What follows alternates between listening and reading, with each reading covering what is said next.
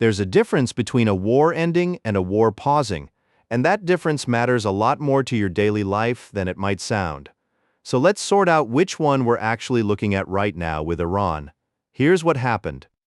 The United States and Iran have agreed to a Memorandum of Understanding, basically a signed commitment to keep negotiating that's meant to wind down the conflict between them.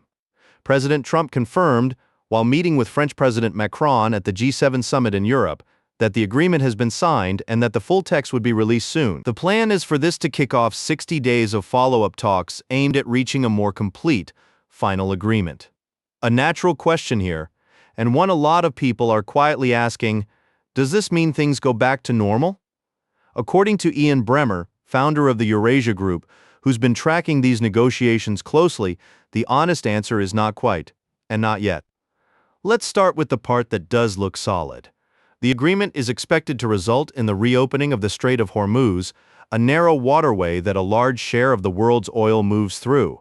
That route had been effectively shut down during the conflict, and reopening it is, in Bremmer's words, the one thing the world most needs fixed. But reopening doesn't mean instant. Mines reportedly still need to be cleared, and ships that have been stuck in place for weeks need to actually start moving again before trade fully returns to where it was before the war began. Why should you care about a shipping lane on the other side of the planet? Because this is where the everyday impact actually shows up. Bremmer pointed directly to inflation, higher gas prices, plastics, and fertilizer as the kinds of costs tied to that route. Fertilizer in particular matters more than people realize, since it affects the cost of growing food, which eventually shows up in grocery prices. So if the strait reopens cleanly and stays open, the easing in costs could be broader than just what you pay at the pump. It could quietly touch fuel, packaging, and food prices over time. But here's the part that's important to sit with honestly, because it's easy to miss in the celebratory headlines. According to Bremmer, the deeper issues that actually caused this war in the first place have not been resolved. Not Iran's nuclear program, not its ballistic missile development, not its support for armed groups across the region. None of that has even begun to be addressed yet.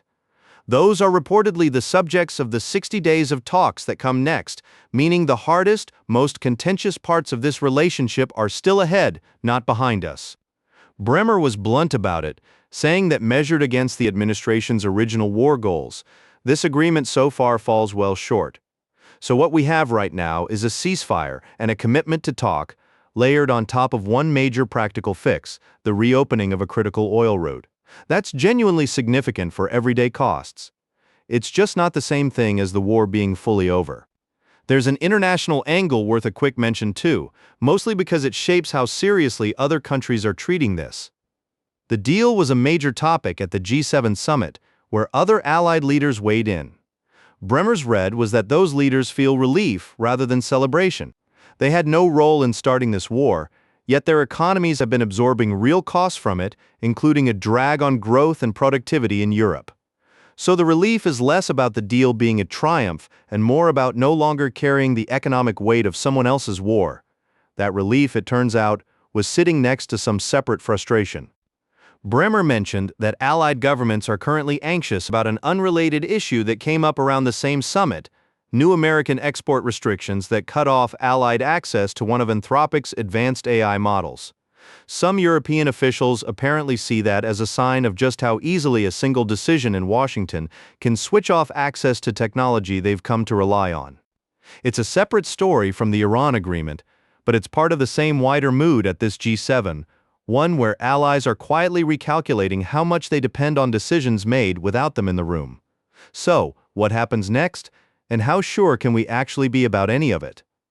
The strait reopening looks like the most concrete, near-term outcome, and it's expected around Friday. Everything else, the nuclear file, the missile program, the regional security questions, depends on 60 days of negotiations that haven't started yet and have historically been the hardest part of any US-Iran discussion.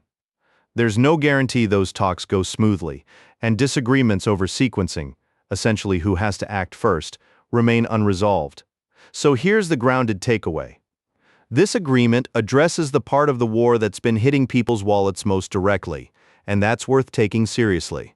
But it leaves the harder, slower-moving questions for later, which means real progress and a fully resolved conflict are not quite the same milestone. One has reportedly happened. The other is still ahead. We'll keep watching how the next 60 days unfold, and we'll bring you the next update once there's something solid to report.